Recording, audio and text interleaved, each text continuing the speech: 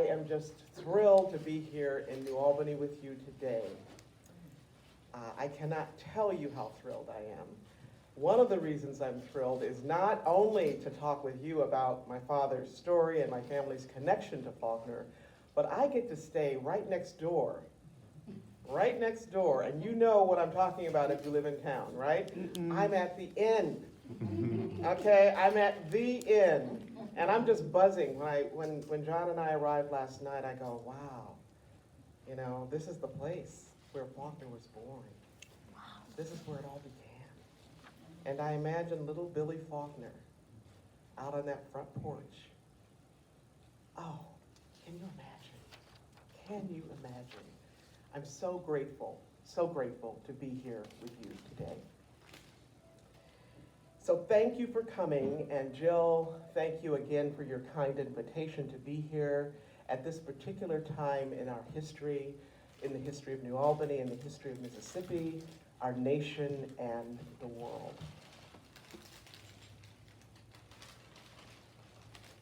I also want to thank each of you for supporting the museum and supporting the speaker series and for being here for this particular time. Today, it's my honor and my privilege to share with you my book, Pass It On, and some of the backstory behind it. This book, if you haven't seen it, is a visual biography of my family, and the specific focus of the book is my father, Ernest McEwen Jr., and his particular relationship with William Faulkner, and I'm going to say his transformational relationship as well. All right? I also want to say that I think about both of their worlds and both of their leadership in the world. That's what I do in the world. That's what I'm called to do. I think about leadership all the time. And I think about Faulkner and my father both as transformational leaders, ordinary men who did the extraordinary, in the 1950s. How many of you are Mississippi natives? Okay, so am I. So, okay, we know what we're talking about up in here, right? Okay, at that particular time, that was not done, right? So you're going to hear a little bit more about that today, and about the intertwined legacies of my father and Mr. Faulkner. I'm so excited to be back home. Being in this state, you know, I used to have this love-hate relationship with Mississippi, and now it's just love. It is just love. You know, something happens to you when you grow up, I guess, right? And it's just love. It's pure love. So this afternoon, I'd like to dedicate my talk to these people here that you see on the screen. And the people that you see are maybe recognizable to some of you. That woman there in the white socks is my mom. And her name is Mildred McEwen. You'll hear me talk about her as Mildred or Millie. And the young man in the middle is my father. This is the only photograph that I remember of my dad at this age. We don't really know how old he is in this photo, but maybe 13, 14. And in my way of thinking about Dad and my mom, they're both just looking out at the camera, but they're also looking out and into the future, their future. And of course, you all recognize this gentleman with the pipe, okay, and that gaze as Mr. Faulkner. I also dedicate this gathering to Jill. That's our Miss Jill right here. Yes. And to the ripple effect that she has created here with Union County Heritage Museum, and the ripple effect of the people that I have met so that I could be in the room with you today. So I want to give a shout out to a few people. One of them is Jeannie, Okay. I get to meet you today. Yes. Thank you for being here. So this is Jeannie Speck Thompson, and she connected me with Jill earlier this year. I also want to give out a shout out to Tanya Johnson, who I met at the Faye B. Kegler Children's Book Festival earlier this year. I was at a table with her and just, talking about things, and we talked about my book, and, it was about books, right? So we talked about the book, and she said, oh, well, you gotta meet Jeannie, okay? Because she's working on this project, okay, with all these pieces to it that are somehow connected to you. I don't know how, but somehow connected. And may I mention the project? Sure. Okay, well, maybe you should mention it. It's the M.B. Mayfield Museum or House Museum project in Ecru, where I'm from, where M.B. was from. He is a visionary folk artist from Ecru, if you don't know the name. Yes, so Mr. Mayfield, to me, right? Mayfield. And I just love the work that you're doing, so thank you for being here. And one other person's name I want to call, because they're part of the ripple effect of how I met you, Jeannie, and Jill, and that is Dr. Ellen Ruffin. And she is a professor at the University of Southern Mississippi. She was the former curator and director for the Children's Book Festival that I just mentioned. She also curates the de Grumman collection of children's literature, which has books going back into the 1500s about children and children's books. And my book is now part of that collection. So you just never know, okay, about that ripple, right? That ripple effect. All right, so I would like to introduce you to my dad, Ernest McEwen Jr. And before I share part of the story that's part of this book, Pass It On, I want you to meet him first as one of us, okay? An adult, okay? And then I'm going to introduce you to the dreaming boy, okay? So, this next image that you're going to see is my father as a young man while he was at Alcorn State. Back then it was called Alcorn A&M, right? Alcorn A&M. And as you can see, he's still looking out into the future. And if you kind of see some of this writing on the slide, you'll see that he was very, very active while he was at Alcorn. He was a leader. Before he got there, he was a leader in his family, in his church, in Oxford. He was a leader in his community. And that leadership followed him to Alcorn. So he was the president of the student council in his senior year at Alcorn.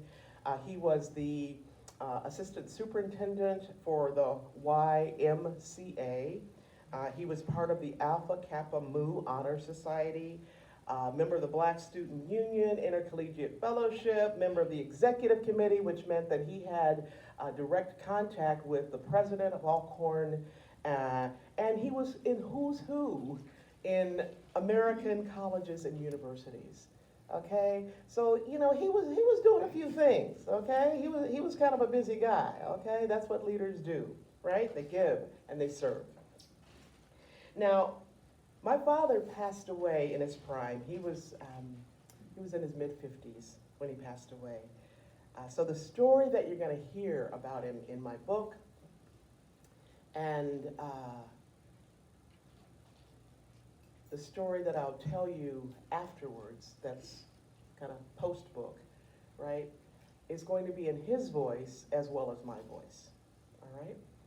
So I would like to share just a bit of my book with you, and then I'll tell you the rest of the story. So I'm going to actually read from the book so you'll hear that voice that I'm talking about, and you'll see some of the images that my brilliant illustrator, Gerald Purnell, created for the book as well. Okay?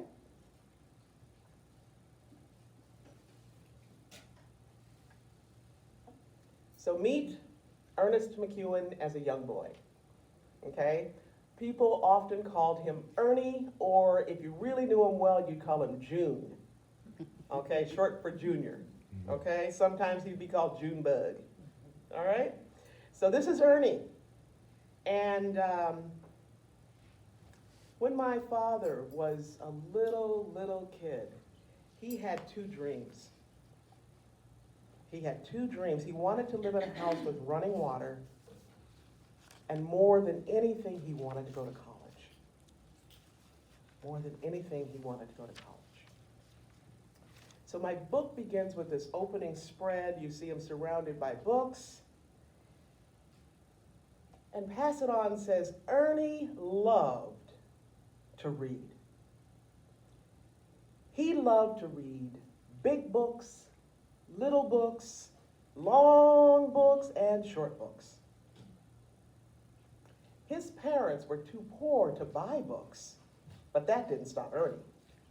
He borrowed them from his teachers, and when he found one in the trash, he would fish it out and read it. Now, back in Ernie's time, he could not go to the public library, okay? But he was an avid reader. He would read anything he could get his hands on, right? Now, Ernie's family lived in a small segregated town called Oxford, Mississippi.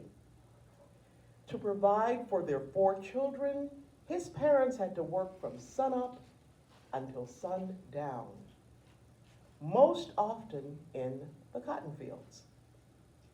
They planted cotton seed in the early spring and picked the crop all through the fall. During the picking season, Ernie's parents worked day after day, filling their long burlap bags with the fluffy white balls of cotton.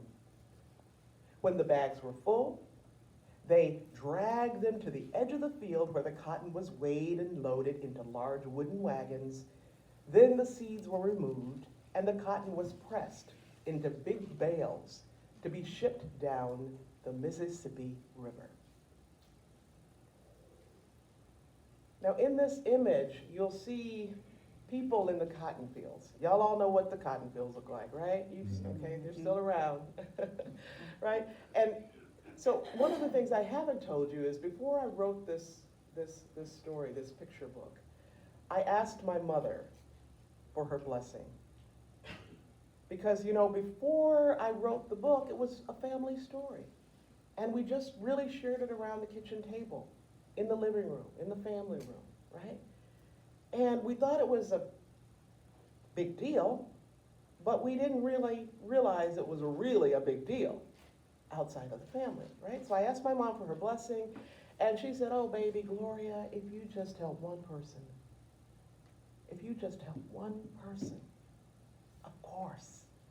of course you have my blessing to pass it on. And so I invited my mom to be my technical advisor for the book, right? Because I was just a little girl when all this stuff was happening, right? Okay, and I saw stuff, but I didn't really remember all the things that I saw, okay? And so I asked her, you know, when Gerald started creating sketches for the paintings that he would eventually do, I said, maybe I should show this one to Mama, because I want to know if these bales are really like the bales that she pulled around those cotton fields, right? And she looked at it and she says, oh no, honey. She said, these are too short, okay? Make those bales really long, okay? So I told Gerald about it, because Gerald's from New Jersey. Okay, he's never been south of the Mason-Dixon line, okay? He did a lot of research, but he didn't know about those long bales. And so Mom said, no, make them longer. So now you see the long bales of cotton. And I remember her talking about these long bales because my oldest sister, Doris, actually used to ride in the fields with my mom on the back of one of those bales on the very end of it, right? To this day, she does not like cotton. Can I just tell you something? Okay? All right. So Ernie wished his parents didn't have to work so long and so hard. He was always glad when weekends arrived. Every Saturday morning, the family rode to town to buy food and supplies. Now in town, Ernie sometimes saw and heard things that he didn't quite understand. And he would get a funny feeling inside.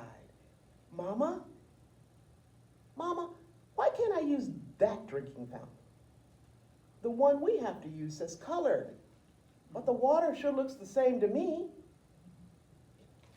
And Papa, why do we always have to go to the back door of the grocery store? And why does Mr. Henderson always call you boy? That's not your name, and you're sure not a boy.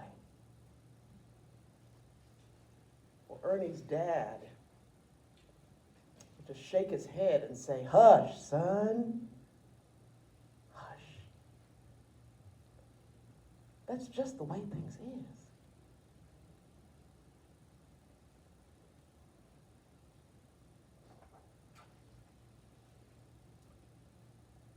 As usual, on the long ride home, Ernie's nose was buried in a book. He was reading one of his favorites, a book about buildings and how they were put together. "Someday, I'm going to build my very own house," he told his mother. "You and Papa can come live with me. Hey, we'll even have running water." His mother just looked at him with tired, loving eyes and said, "Oh, Junior, you're such a dreamer." "You'll see, Mama. Someday, I'll even go to college. You'll see. You'll see."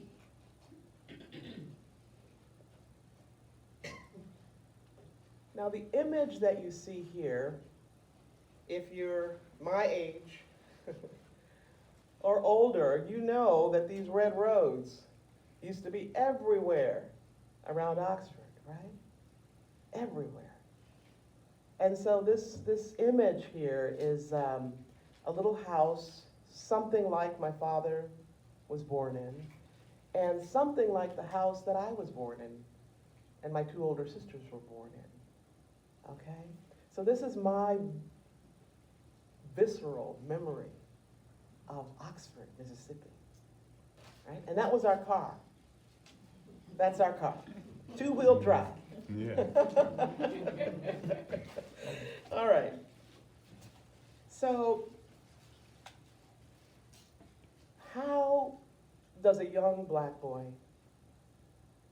4 or 5 years old, dreaming not outside of the box, but outside of the building, get from these red dirt roads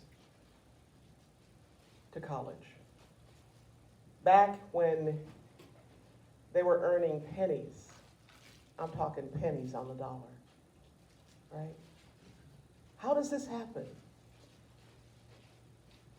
So my dad was born in the 1930s, 1931, in Jim Crow. These were big, bad, audacious dreams for a little black kid back in those days. Dreams like this could get you killed. But that didn't faze my father. He would talk to anybody about his dreams. He's very outgoing. "How are you today? Hey, let me share something with you." And he'd tell him about his dreams, right?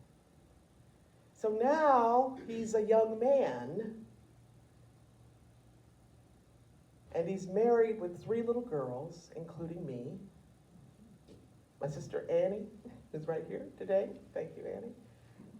And my older sister Doris. He's married with 3 little girls, and he's working as a janitor at Ole Miss. Now, he can work there, but he can't go to school there because it's still segregated, right? But Dad is still talking about his dreams. Okay, he talks to the students, to the professors, to anybody who would listen. And one of those somebodies was a dean at Ole Miss, Dr. Leston L. Love.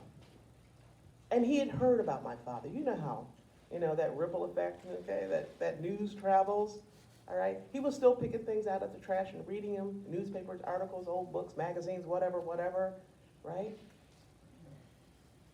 So he'd heard about my dad. And when he met my dad, and when he heard his story, he said, "Young man, Mr. McEwen."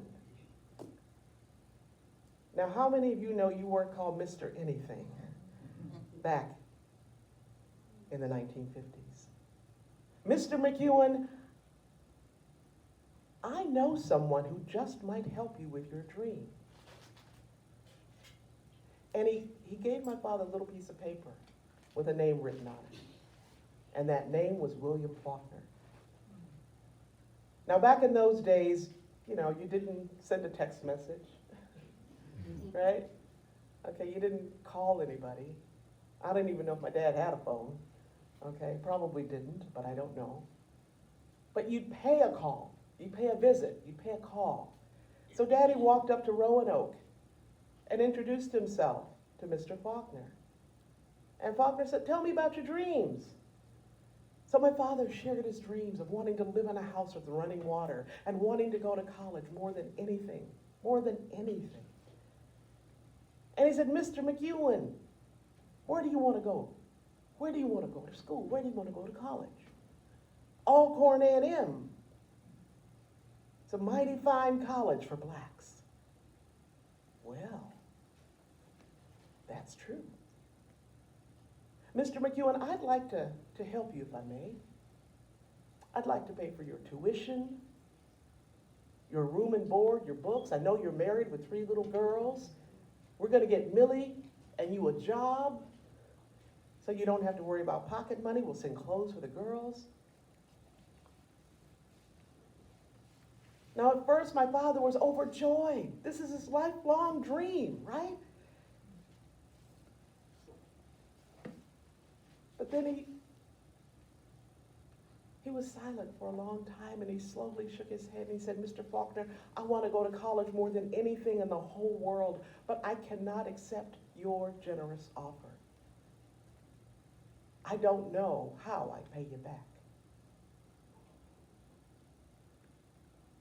So my father expected to work hard to earn the money for his college education. He was determined.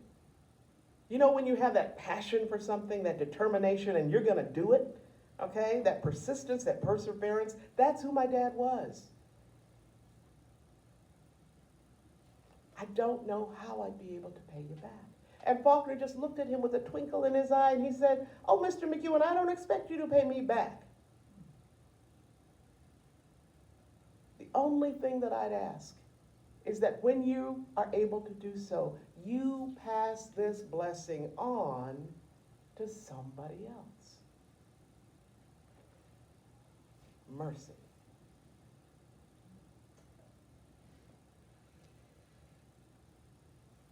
For such a time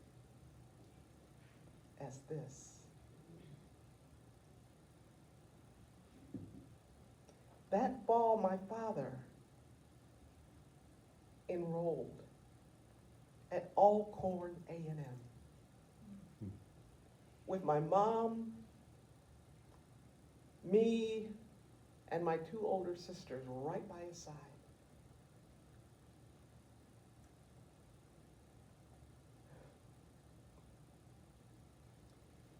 And let me tell you something, Faulkner could not have picked a better person to support, to help, to encourage, to lift up. Because that's who my dad was. That's what he would have done anyway. Okay, if he was right here in this room, and he's here, right? He's here.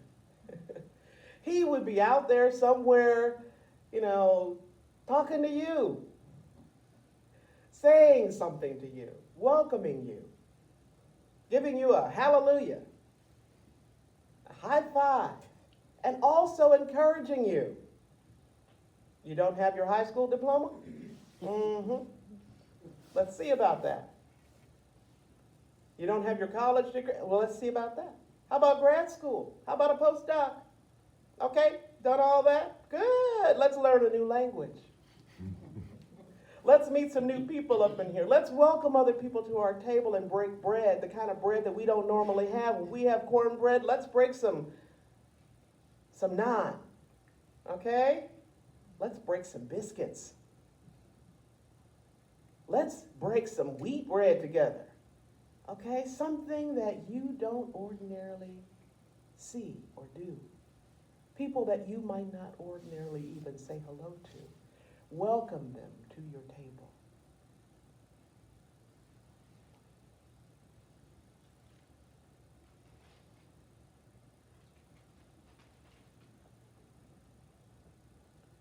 When my dad graduated college, Faulkner had become a friend to my dad, and he counseled him. He said, Mr. McEwen, we're still in this state of, not knowing what to do about this race thing. So don't expect, all that. Okay?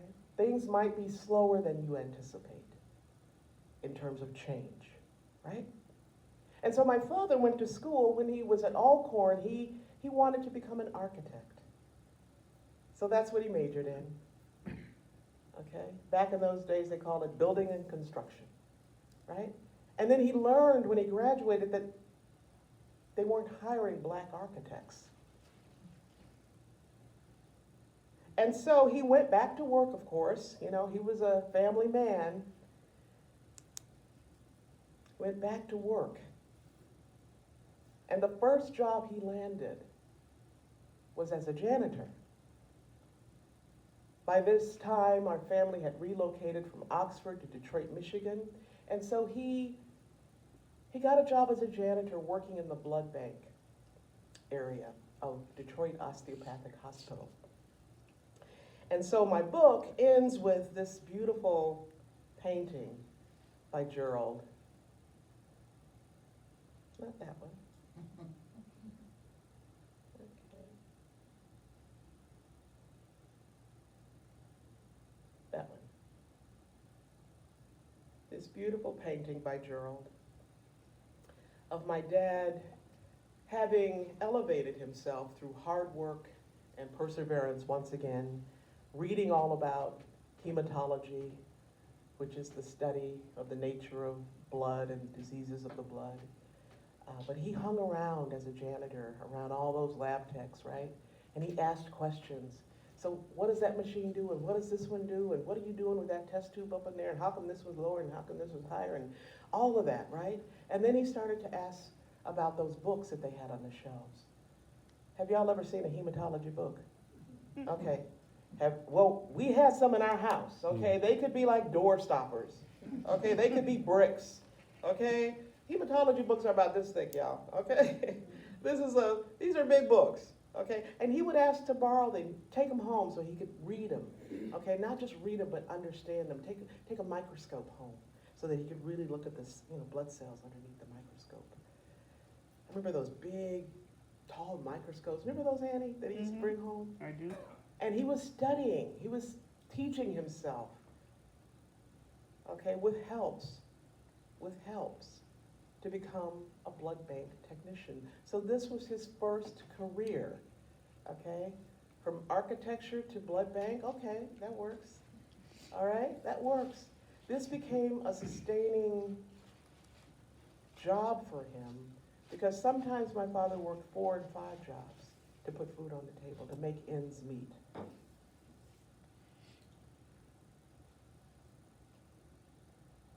His second career was that of an engineer. Okay, so now we're a little bit closer to building and construction, okay, to architecture, science and math. My father loved science and math, okay, so engineering.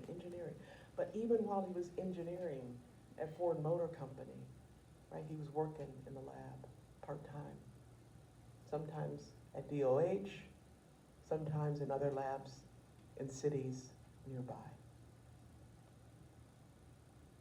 So I tell you all of that because his work ethic, that hard work, and I'm going to earn my way, I'm going to persist until I get there, followed him all of his life.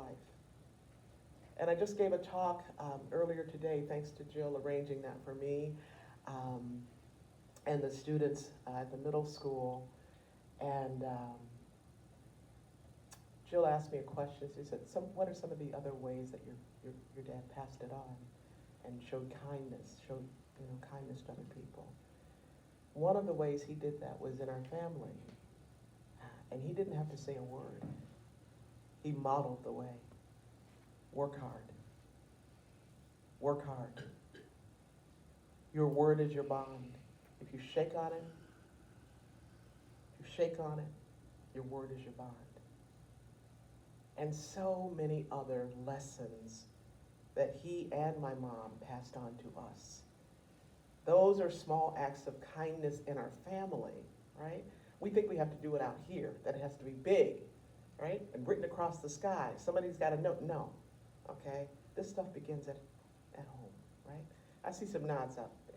Can I get an amen up in here? Amen. Okay, yeah, you know what I'm talking about. Okay, so, so Dad, again, he worked hard all his life, and he passed those blessings on to me and my sisters. So I just want to share a little bit now about the ripple effect. I showed this picture earlier, so I'll say something about it. One of the ripple effects is that I am continuing to do research. So this is like an evergreen project for me. I'm always finding out bits and pieces about Dad, about Faulkner, okay? And I got to go to Ole Miss, I don't know, maybe 15 years ago, and I spoke with a professor of history there, and so he showed me some of the maps of Ole Miss back in the era where my father would have been working there. And he says, we're almost positive that he worked at the Lyceum, okay, as a janitor. So this is the Lyceum there, and so that's part of the ripple effect, just learning about this piece of my dad's history, right? Another thing that I want to share with you is that, you know, not only did my dad have an impact, you know, one person, but not only did he have an impact on my mom, me, and my 4 sisters, but he has impacted so many of our relatives, okay? And when I say relatives, I'm talking, okay, I'm talking a family, okay? My mother had 17 brothers and sisters who survived, okay? So we talk about a couple baseball teams, right? Okay? They had many children, grandchildren, great-grandchildren, okay? The McEwen family keeps growing, okay? We thought my father's was the smallest side of the family, okay? So he had, what, 5 siblings, right? Okay? But Annie relocated back to Oxford, what, 15 years ago? Something like that. Something like that, okay? And she, like, every time she, like, shows up and talks about stuff, she's the historian, she's the genealogist in our family. She says, oh, but you know, do you know about this person over here? So we keep learning about the McEwen family, and it just keeps growing and growing. It's like mushrooms, you know, they just kind of grow in the dark, right? McEwens are growing in the dark, okay? And so the ripple effect of this one person, right? Faulkner having that impact on my father having this impact on us, and now all of us pouring out into people. We are all in some version of a helping profession, right? We have doctors, we have a superintendent, we have a pastor, social worker, and you got me, right? Okay, and I run my mouth, I tell stories, right? Okay, and so all of this stuff going out into the world. So that's one of the ways that the ripple effect works, right? And I'm committed, I really am committed to sharing this story no matter where I go. I believe that I've been put on this planet at this particular time to share this story. And hey, my mom gave me her blessing, okay? And I know Daddy's, okay, dancing up in the throne room, okay? All right? And so one of the ways that I share this story is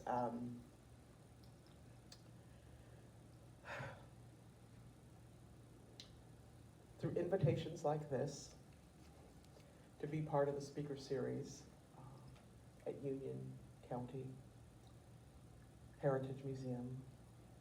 One of the ways I share it is through going to scholarly conferences. So I met Dr. Jay Watson, who most of you probably know his name. He's the Hari Professor of Faulkner Studies at Ole Miss. And when the book first came out a few years ago, he invited me to deliver a paper there. And I said, well, you know, I could make it into a scholarly paper because I know, you know, I've been following the conference for a while. And you know, I know that literary scholars are, you know, they show up there, right, in force, right? And he said, Gloria, he said, why would you want to turn this into a scholarly paper? He said, you can, but why would you want to do that? It's a great story. Just tell the story, right?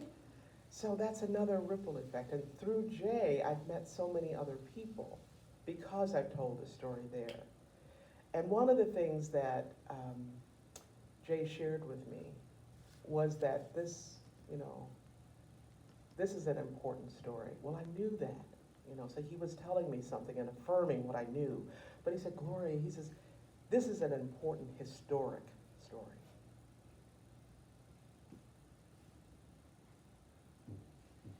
This was over a cup of coffee. And I didn't ask him to repeat it, but I kept repeating it in my own head over and over. And this is an important historic story. And I go, really? Really? This is a family story. What are you talking about? This is a family story. But coming from the Howry chair of Faulkner Studies, I mean, Jay knows some stuff, right? Okay? And from his heart and mouth to my ears, I really began to think about that. And I thought, yes, he's right. This is an important historic story. And so I've committed myself to sharing this story. Sharing this story wherever I can, over coffee, over lunch, when I'm invited, when I'm not invited. And I get to show up at a lot of places these days. And it's not about me showing up, it's really about the book and the story, the historic story, and the ripple effect that it is having in the world. This little tiny image way at the top is a painting from the book. So that's Dad walking up to Roanoke. It's on the cover of the book. And I put this little image up there because Bill Griffith, who is the curator at Roanoke. How many of y'all been to Roanoke? Okay, yeah, everybody just about. Okay, so you know Bill, right? Y'all know Bill. And so early in my research, I reached out to Bill to ask him about the outside furniture.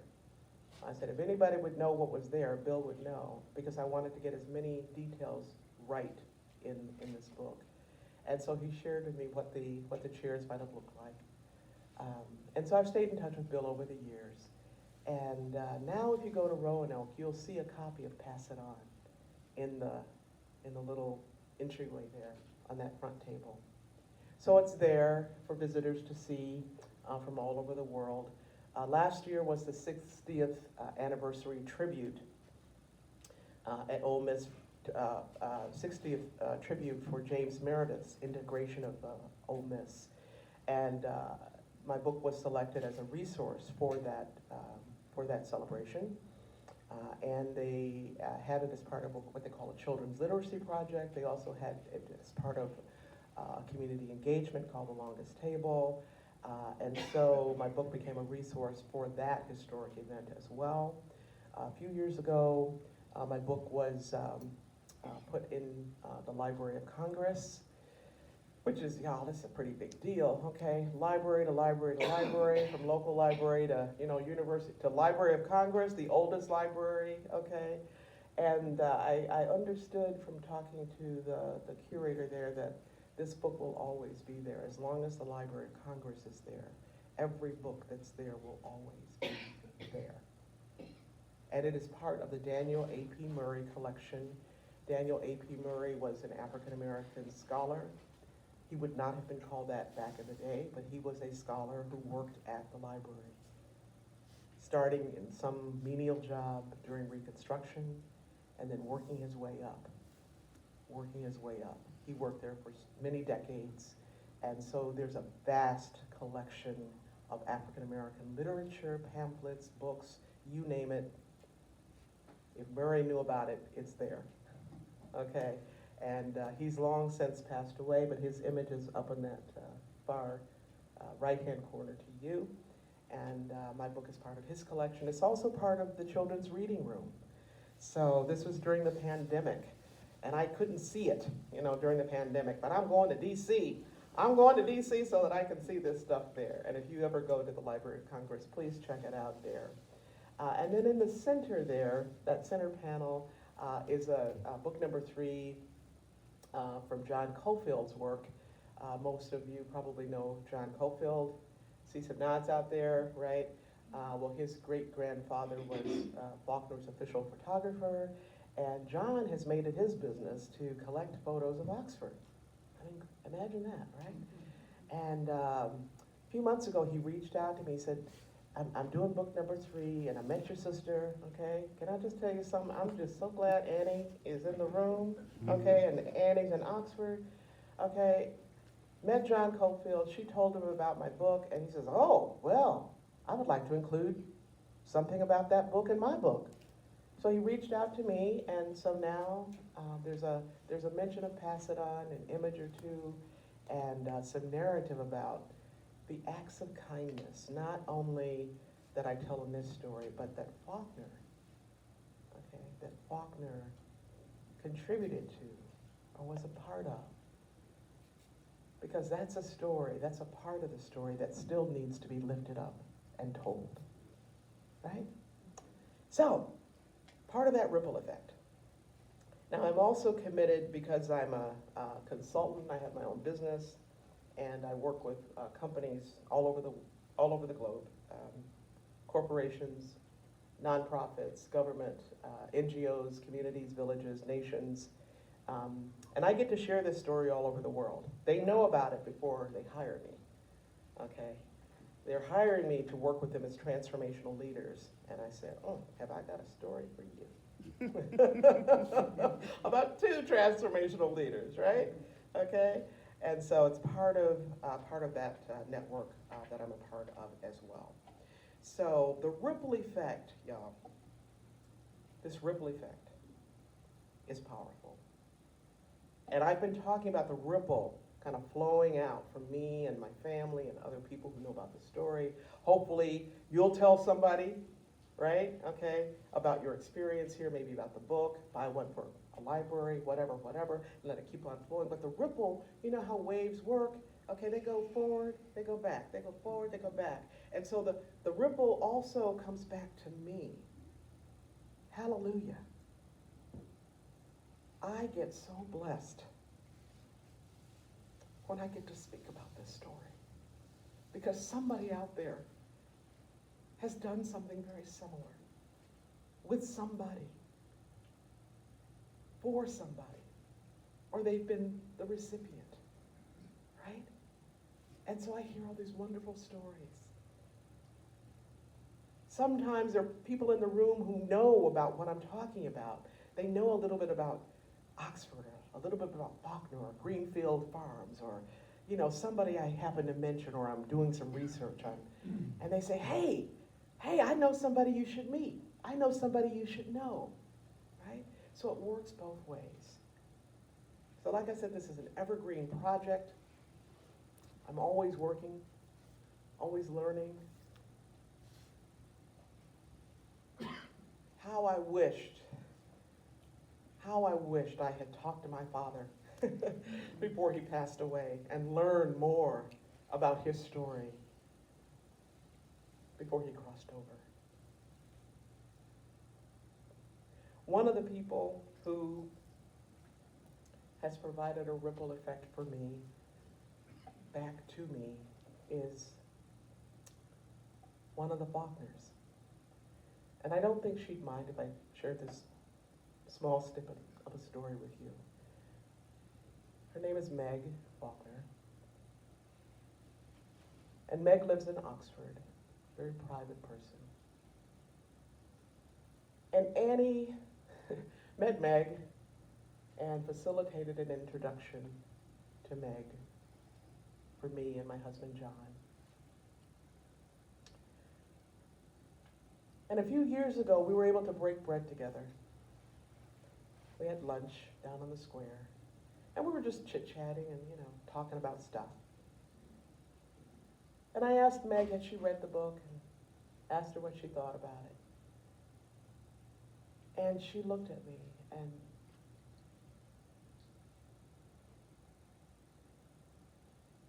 her voice was kind of quiet, like normal, kind of quiet.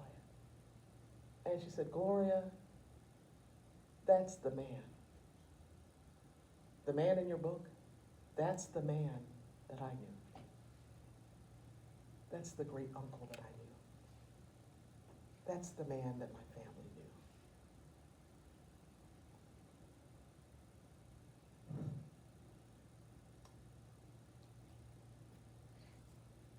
What a blessing. What a blessing. I could tell you so many more stories, but I'll stop here because I want to hear from you and hear any questions that you might have, any insights that you might want to share, anything that might have come through you for this particular gathering today. And before we close today, I actually have a favor that I want to ask you, but I'll ask you the favor after I hear your voices, after I hear from you. Okay? All right. So anyone, questions, answers, pearls of wisdom, anything? So Yes. earlier today, when we met, I asked the question about your father graduating or attending Alcorn. Yes. Can you just tell the group a little bit about what happened in the transition with him at Alcorn?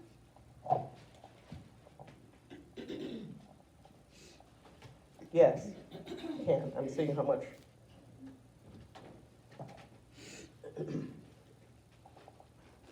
Cord I have. So the question was, can I share a little bit about my dad at Alcorn and what happened there at Alcorn? Yes. Yeah, thank you, Penny, for that question, and thanks for our conversation earlier. You are awesome. I'm just saying. Okay, Jill is so blessed to have you here. What I didn't share with you is that my father did not graduate from Alcorn. Okay, he graduated from another, what we now call HBCUs, historically black colleges and universities, a college called Central State in Wilberforce, Ohio. Why didn't he graduate from Alcorn? Okay, this was his dream, going to Alcorn and graduating from Alcorn, right? Well, in his senior year, okay, so Dad was about 2.5 months from graduation. He was part of a protest at Alcorn A&M. And the protest was around race relations. At that time, the Board of Trustees was all white, even for the historically black colleges and universities. And they were not having the students protest against what they thought was, a good idea, okay, to keep this professor by the name of Clement King on staff, even though he was doing things that the students disagreed with.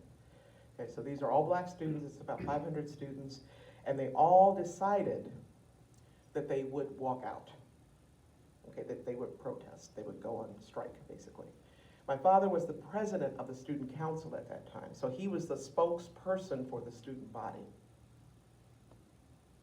Okay, so when the students walked out, the trustees basically said, you get back to Alcorn, okay, or we will shut this university down. And the people who were leaders in the protest, that is the student council officers, you are not allowed back at Alcorn. Okay, so in those days they called it ousting. Some people say expelled. No, they're not the same thing. Ousted means you cannot return to a college or university in the same state, ever again. So Dad was ousted along with, we think, 6 or 7 other students, okay, mainly the leaders in the council and a few other leading voices. And so he was able to get into Central State with the helps of the then president of Alcorn, Dr. Otis. And so he completed his college degree there. Now here's a little grace note, and I actually had forgotten this until I was talking with Penny earlier, but I'll share this with you.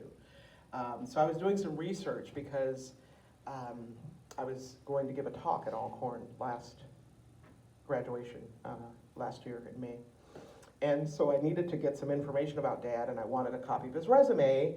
And one of my younger sisters, who is a doctor, she's a primary caregiver for my mom and lives with her.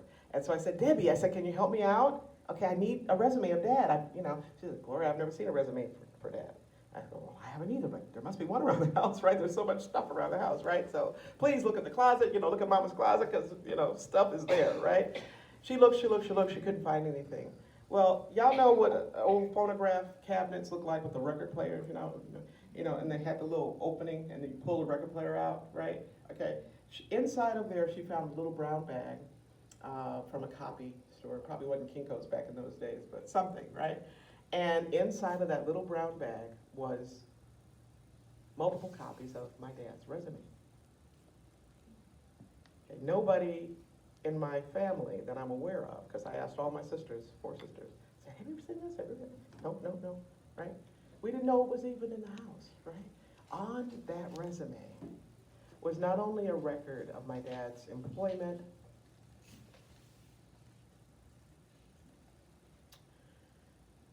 he also noted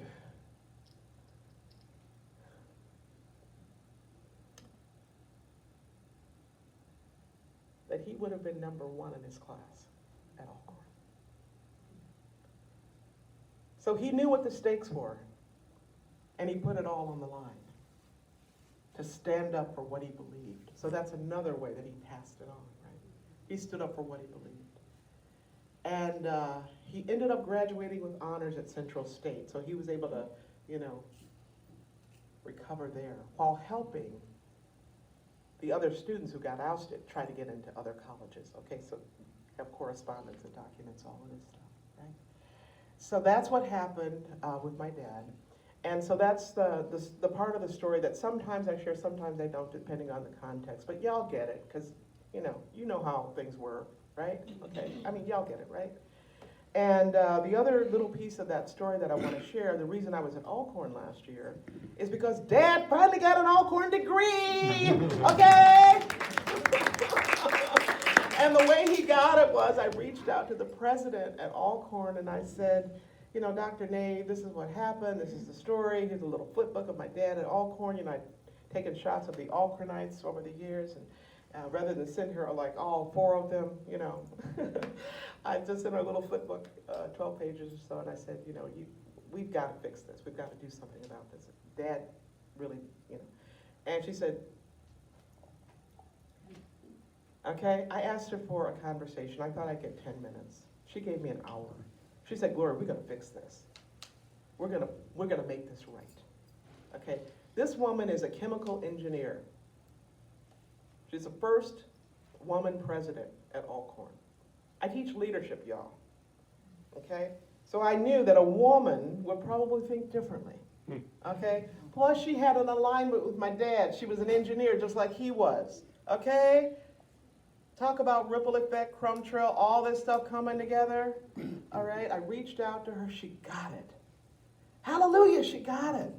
And so unbeknownst to me until maybe a month or so before the graduation, I knew he was gonna get his degree finally at Alcorn.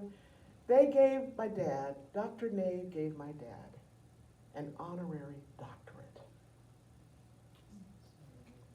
Yeah, you can applaud. This is big stuff, okay? And she also then invited me to give the keynote for the graduation, which of course I said, I'll be there.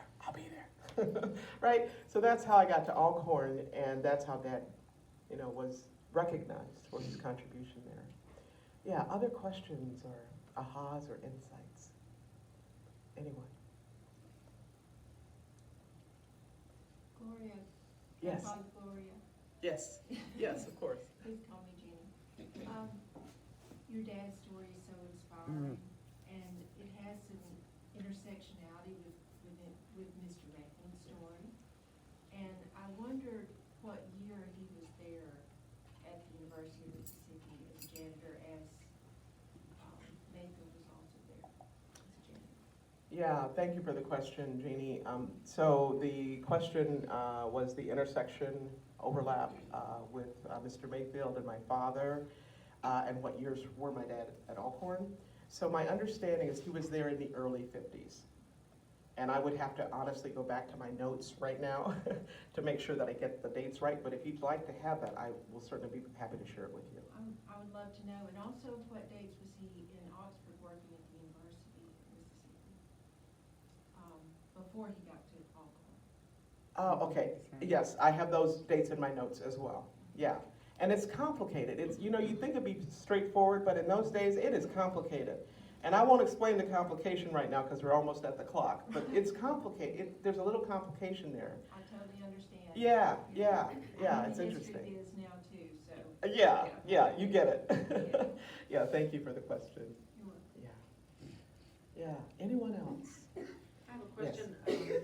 You've mentioned the ripple effect several times, and it makes me think there's a bigger story there, or deeper story. Is there? Is that part of this part of something bigger? Jill, so the question is, I've mentioned ripple effect several times, and is there a deeper story there? Is there, right? Did I get it right? I believe there is, Jill. And what I know, I'm a writer. What I know is that you're not in charge as a writer of what comes through. I know there's something bigger. I don't know what it is yet. It's still being revealed to me. And when it gets, so my job as a writer is to show up at my writing table, okay, religiously, okay, with regularity, right? And then my job is to be an open channel to what wants to come through. When I started writing this Pass It On, this children's picture book, I had no idea that I'd be writing a children's picture book. I collect children's books because I love them, okay? I had no idea. But I was doing my thing at my writing table, right? And this images started coming through, dialogue started coming through, and I'm going, what is this? And so I called one of my friends who's a children's writer, right? And I said, Jeannie, another Jeannie. I said, this is what's happening, I don't get it. She said, Gloria, what did you, and so I told her, and she said, keep writing. And I said, huh? I said, but I need to do some research to make. She said, Gloria, I know you'll get trapped by the research. Stop doing the research, you can do that later. Just write down what comes through and let Ernie lead the way. Let young Ernie lead the way, and that's exactly what I did. So I know something's brewing, but it hasn't come through yet. So if you know something, tell me, okay? We need to talk, okay? I'm just saying. Thanks for that question. Yeah, something's brewing. All right, so, yeah. Hi, Roy. Thanks for being here. It's great to see you again. It's interesting that you mentioned the ripple effect. I'm one of those people that got to know Gloria a few years ago. Her grandfather and my grandfather were brothers. But the real ripple thing is the fact that I live on the old Faulkners. I bought a house when I came to Oxford, which is on Cedar Hill Drive, and the Faulkner's house is right down, one door down from my house. And Meg, his wife, John, her husband, and my wife walk every day. They're walking partners. Yes. So again, those connections. Absolutely. Roy, thank you for sharing that. And thank you for being here again and sharing that great book. Oh, you're so welcome. You're so welcome. Roy shows up. Roy is a former professor, emeritus. Yes. Are you emeritus at Brandeis? And so I get to spend time with Roy when he's in town, right? Thank you so much for being Thank here. you. Yeah. So I have an ask for you, if that's okay. Do you have like maybe 3 minutes? Can we take more than 3 more minutes? Okay. I'm going to be doing a project in Oxford in December that's connected to some of that stuff that I showed you about the 60-year James Meredith tribute. So part of that ripple effect is I'm now talking with some librarians at Ole Miss as well as their community partners, community partners. And they have specifically asked me about small acts of kindness. Okay, and I kind of want to know a little bit more about how to tease those out as librarians as part of their community engagement. So my ask of you, I'm going to put some items out. Can you help me with that, John? On the table. And it has just one question on it. And so if you would kindly just answer the question that's on what you're going to see in just a moment. And it's about small acts of kindness that you know about or that you've been a part of, you've been blessed by. If you would share those with me so that I can have your voices in that conversation as part of this ripple effect. Would that be all right? Okay, so make sure you have something to write with and just take this question, please, and write down your answer for it. And just leave it on your table and I'll collect it afterwards. Okay? So anyone like to share what they wrote down with the rest of us, please? Anyone? Send a card. Say- Phone a friend, send a card. Send a card, Phone a friend. phone a friend. Yeah, easy things to do, right? Yeah, send a card, phone a friend. Anybody else? Yeah. The word kindness just touched my heart. And from Ephesians 4:32, and be ye kind one to another, is a lesson I learned from my mother. Yes. And I am eternally trying to show kindness to those who haven't been so kind to me.